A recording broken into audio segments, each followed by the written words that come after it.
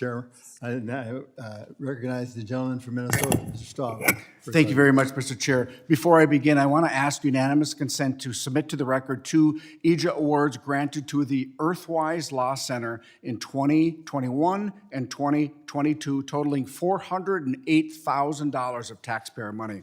I also want to ask unanimous consent to submit to the record an article titled "Taxpayers Face a $20 million Bill from Sue and Settle Lawsuits Since 2013.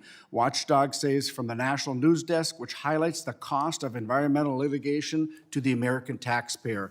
My last one, I want to ask unanimous consent to submit to the record the U.S. Forest Service budget justifications for fiscal years 24, 25, and 26, which show the amount of program funds used for EAJA fee payments in fiscal years 22, 23, 24. It's a total of $3,720,329 for an average of $1.2 million annually paid for by the American taxpayer. Without objection, so ordered. Thank you, Chairman Gosar. I want to thank you for holding this hearing today, and for the record, I don't agree with the ranking member of the full committee who said this hearing is a sham. It is not a sham. The Equal Access to Justice Act was once a well-intentioned law that sought help the American people who have been wronged by the federal government, veterans, for example, small business owners, Social Security recipients, and so on. When EAJA was passed in Congress in 1980, I think it is clear that Congress did not intend to create a fund and a cottage industry of environmental NGOs that exist purely to stop responsible development of our natural resources. This is what EAJA has led to. This committee, both Republicans and Democrats, have made it a priority to address permitting reform. We talk about it every day. Mr. Chairman, we all know well what one of the biggest issues with our permitting system is.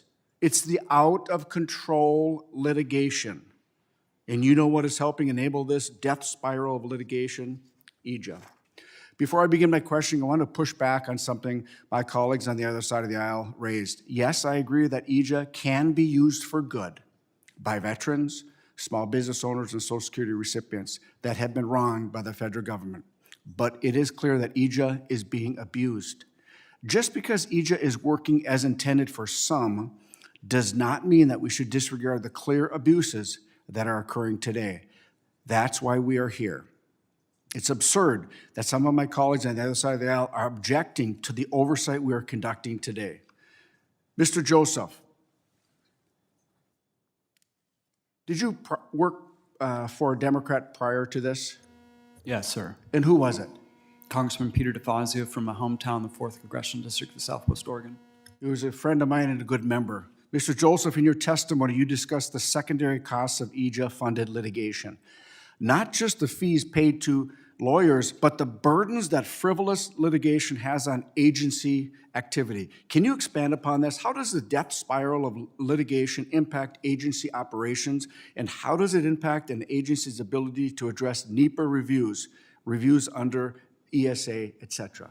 Yeah, thanks for the question. I wish this committee would ask the agencies and the professionals that work for these agencies that do this extraordinary work and what it feels like to be litigated for your expertise. These people are doing incredibly complex jobs, trying to comply with incredibly complex laws and regulations, and then they're being sued over some technicality. You didn't analyze this, you didn't think about this, go back and write more, go back and do more. It's not changing the outcomes. So truly, I would ask members of this committee, go talk to the agencies.